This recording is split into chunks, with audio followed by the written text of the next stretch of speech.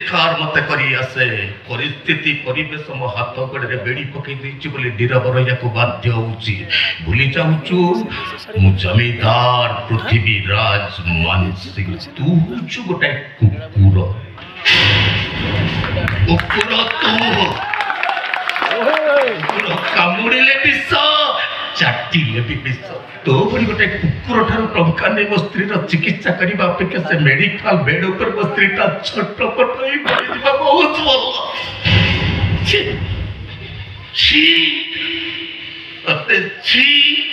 तो टंका को भी छी